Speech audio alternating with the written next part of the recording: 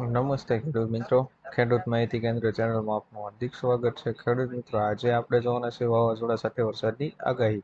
ગુજરાત સહિત દેશમાં ભયંકર ગરમી પડી રહી છે તેવા હવામાન વિભાગ દ્વારા વાવાઝોડાની આગાહી આપવામાં આવી છે. હવામાન વિભાગે જણાવ્યું છે કે બંગાળની ખાડીમાં વાવાઝોડાની શક્યતા છે, જેની અસર ગુજરાતમાં પણ થશે. 22 તારીખે બંગાળની ખાડીમાં લો પ્રેશર સર્જાશે તેવી પણ સંભાવના છે.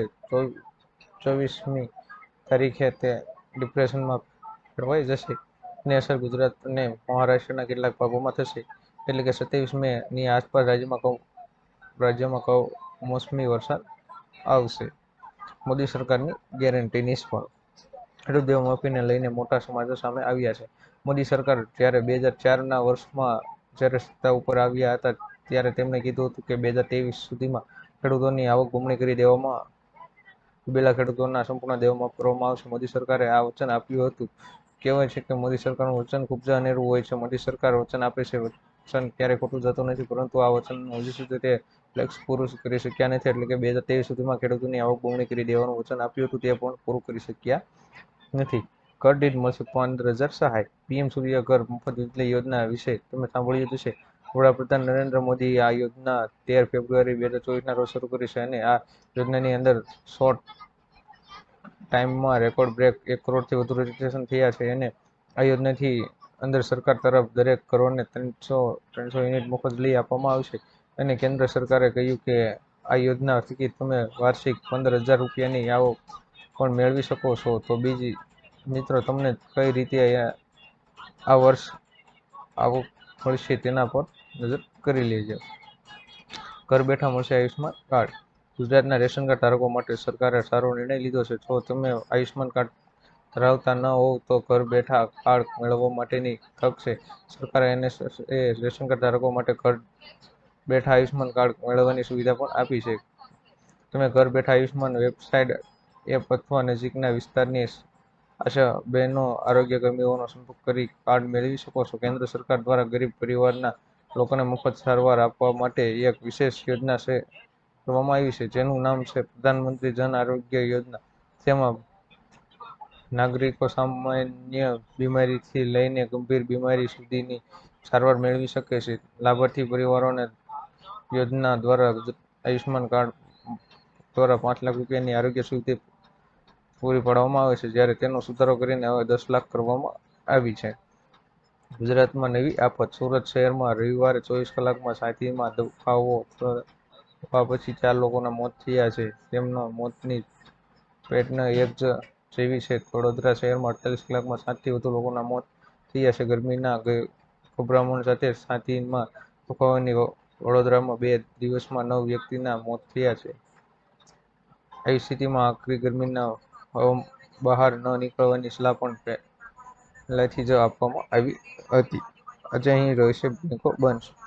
એટલે કે સોમવારે 20 મેના રોજ લોકસભાના ચૂંટણીના 5મા તબક્કામાં 8 રાજ્યો અને કેન્દ્રશાસિત પ્રદેશોની 39 બેઠકો પર મતદાન થશે. 5મા તબક્કા ઉત્તર પ્રદેશની 14, મહારાષ્ટ્રની 13, પશ્ચિમ બંગાળની 7, બિહારની 5, ઓડિશાની 5, ઝારખંડની 3, જમ્મુ કાશ્મીરની 1 અને લદ્દાખની 1 બેઠક પર ચૂંટણી યોજાશે. આવી સ્થિતિમાં આ સીટો હેઠળ આવતા વિસ્તારોમાં બેંકો બંધ હતી. આજના સૌથી મોટા ખેડૂત સમાચાર. મહુવા માર્કેટ યાર્ડમાં સફેદ ડુંગળીના 1,35,000 કટ્ટાની આવક થઈ હતી અને સફેદ ડુંગળીના ભાવ 210 રૂપિયાથી લઈને 305 રૂપિયા સુધીના બોલાયા હતા. માર્કેટ યાર્ડમાં આજે લાલ ડુંગળીની 6800 કટ્ટાની આવક થઈ, જેના એક પ્રતિમણના નીચા ભાવ 100 રૂપિયા અને ઊંચા ભાવ 313 રૂપિયા સુધીના નોંધાયા હતા. 13 એપ્રિલના રોજ મહુવા માર્કેટ યાર્ડમાં ચણાની જારી કરવામાં આવી હતી, જેમાં દેશી ચણાના એક મણના નીચા ભાવ 800 રૂપિયાથી અને ઊંચા ભાવ 1,460 રૂપિયા સુધીના જોવા મળ્યા હતા. પતિ પત્નીને બને 10,000 સહાય. જો તમારા પણ છેલ્લા 2 વર્ષમાં લગ્ન થયા હોય કે થવાના હોય તો તમને સરકાર તરફથી મળશે 10,000 રૂપિયાની સહાય. પૂર્વ વયનું મામેરું યોજના સહાય અંતર્ગત કન્યાને 10,000 રૂપિયાની સહાય આપવામાં આવે છે, જેમાં તમારે એક ઓનલાઈન ફોર્મ ભરી જરૂરી ડોક્યુમેન્ટ અપલોડ કરવાના રહે છે, જેમાં કન્યાનું આધાર કાર્ડ, કન્યાના પિતાનો વાર્ષિક આવકનો દાખલો, લગ્નનું પ્રમાણપત્ર, સ્વઘોષણા પ્રમાણપત્ર અને કન્યાના બેંક ખાતાના પાસબુકની નકલ વગેરે ડોક્યુમેન્ટ અપલોડ કરી અરજી સબમિટ કરવાની રહેતી હોય છે. ત્યારે થોડા સમય બાદ તમે કરેલી અરજી જ્યારે પેલું થશે ત્યારે તમે આપેલ બે એકાઉન્ટ નંબર પર 10,000 રૂપિયા જમા કરવામાં આવશે. પેટ્રોલ અને ડીઝલ થશે સસ્તું.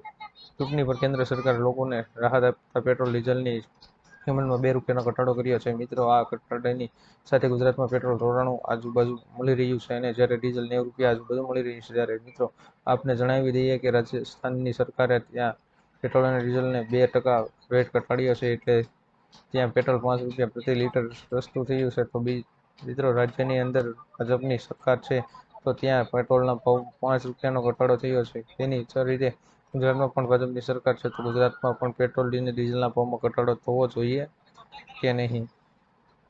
ચાંદીએ તોડ્યો તમામ 13 વર્ષનો રેકોર્ડ. ચાંદીએ આજ સુધીના તમામ રેકોર્ડ તોડી દીધા છે. ચાંદી ₹82,680 પ્રતિ કિલોગ્રામ પર પહોંચી ગયું છે. જીએસટી સાથે બજારી કિંમત 92,000 પ્રતિ કિલોએ છે. મોંઘવારી માટે ચીનની મોટા પ્રમાણમાં ખરીદી, સટ્ટાબાજી અને આંતરરાષ્ટ્રીય પરિસ્થિતિને જવાબદાર ગણવામાં આવે છે. તમને જણાવી દઈએ કે 4 મહિનામાં ચાંદી ₹17,000 મોંઘું થઈ ગયું છે. જો આ ગતિ ચાલુ રહેશે તો ચાંદી ટૂંક સમયમાં પ્રતિ કિલો 1 લાખને પાર પણ પહોંચી જશે. ખેડૂત મિત્રો, આવનો વિડીયો જોવા માટે અમારી ચેનલ ખેડૂત માહિતી કેન્દ્ર ચેનલને સબસ્ક્રાઇબ કરો, શેર કરો અને લાઇક કરો કે આપ સુધી મારા આવનો વિડીયો પહોંચતા રહે.